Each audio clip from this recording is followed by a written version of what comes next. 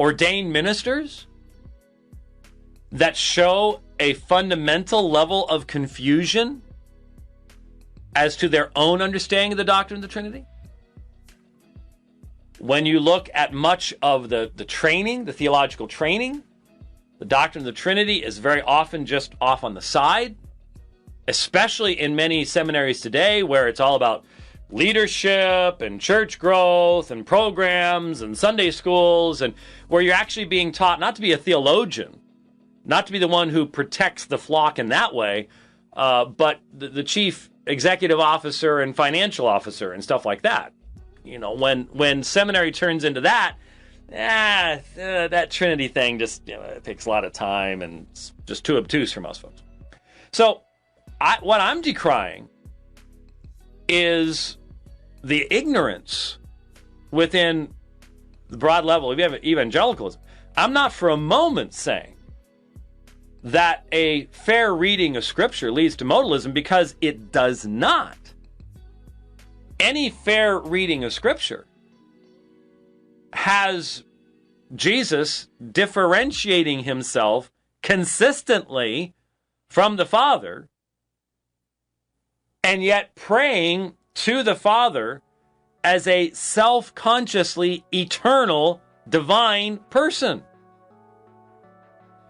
And so it's the penchant amongst evangelicals to do the chicken coop type of theology, where you have your doctrine of God up here and your doctrine of salvation, the Bible, and end thing, last things above, and they're always separated from one another, and you recognize that it's sometimes painful for people or uncomfortable for people to be challenged to bring those doctrines and beliefs close enough to go, am I being consistent? Does my doctrine of God and my doctrine of salvation and my doctrine of the church, do they actually fit together in a coherent whole?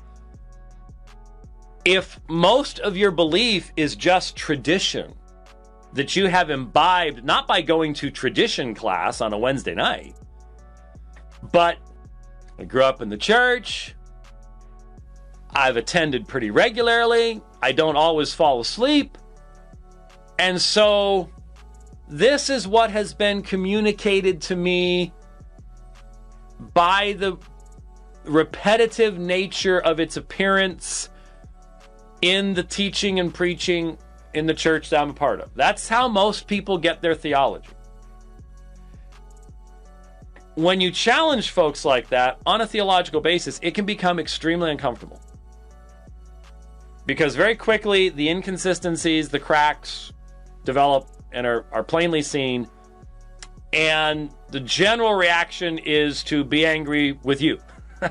Not with them for having been lazy, basically, their entire life when it came to their theology, but you shouldn't be raising these issues, or you're being divisive, or whatever.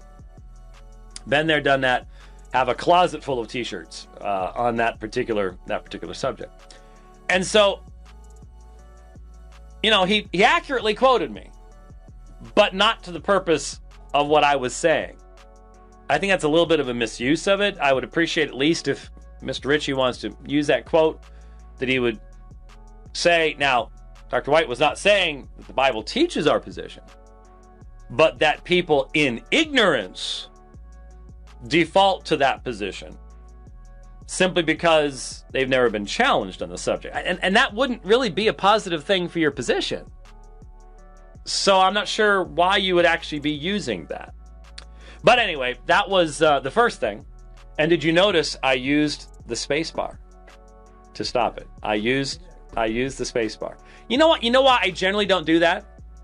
Because if I do anything else, if I then click over to accordance or anything else, that's not going to work anymore. No, you have to be careful there. I have to then click back on it. Once I've clicked back on the video, I might as well just mouse it on down and hit play. So when people in the channel mock me for not doing that, I'm sort of like, hey, you don't have to deal with what I'm dealing with, man. It certainly answers the question of old dogs and new tricks. It really does. Yeah, thank you very much. Okay, you ready to bring this back up? Here we go.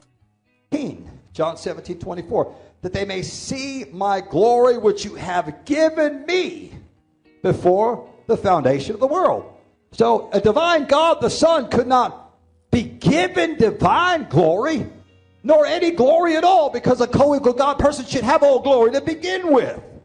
In context, John 17:22 says, the glory which you have given me, I have given them. Now, we didn't receive divine glory. What glory was Jesus talking about that was given to his disciples? Well, look at John 7:39.